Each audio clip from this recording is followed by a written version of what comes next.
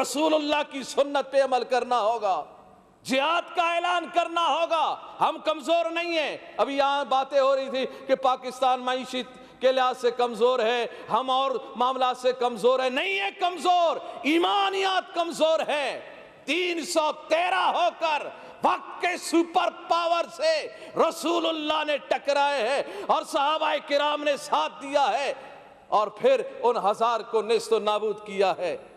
हमने अपने इस्लाम और रसूलुल्लाह सल्लल्लाहु अलैहि वसल्लम की तालीमात से हमने क्या सीखा है? यही सीखा है कि हम डर के मारे कि पाकिस्तान को कुछ ना हो जाए। पाकिस्तान अगर कोई जुमला सख्त बोल देगा तो मुश्किल हो जाएगा। ये बोल देगा कि हमारे मिसाइल आ रहे हैं तो मुश्किल हो जाएगा। ये बोल देंगे कि हम अब फलस्तीन में पहुंच रहे हैं तो मुश्किल होगा। तो याद रखिएगा, मुश्किलात नहीं है ये, बल्कि प्यारे महबूब अलैहिस्सलाम के दीन पर अमल करते हुए आपको एहतिजाज करना है तो आए, हम भी आपके साथ एहतिजाज करेंगे। सीने हमारे हाजिर हैं, असला आपके पास है, मिसाइल आपके पास है, सीने हमारे पास है। आए, ऐलान करें आज से कि हम पाकिस्तान से पैदल चलकर फलस्तीन जा रहे हैं।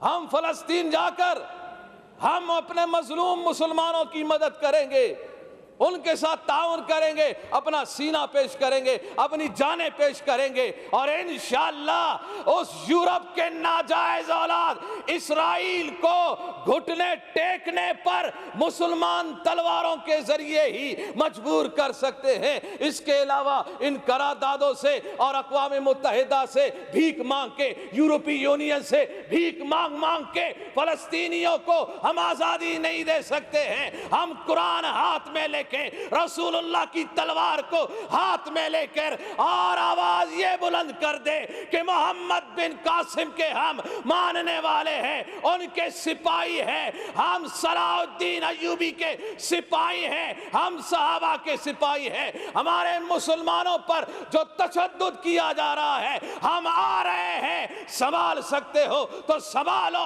और हर कुव्वत को हम पस्त कर सकते हैं अपने ईमानी जज्बात से, अपने ईमानी मामला से, रसूलुल्लाह की तालीमात से। और वो यही है कि आज जुर्रत का हम इजहार करें। आज हम जो फर्ज एक इबादत है, जैसे नमाज फर्ज है, जैसे रोजा फर्ज है, जैसे ज़कात फर्ज है, जैसे हज फर्ज है, हज फर्ज है, इसी अंदाज में जिहाद भी फर्ज है। और जिहाद फिर कब फर्ज होगा? फिर जिहाद का ऐलान कब होगा? तब होगा जब पाकिस्तान पे हमला होगा, जब पाकिस्तान तबाह हो जाएगा। फिर भी तुम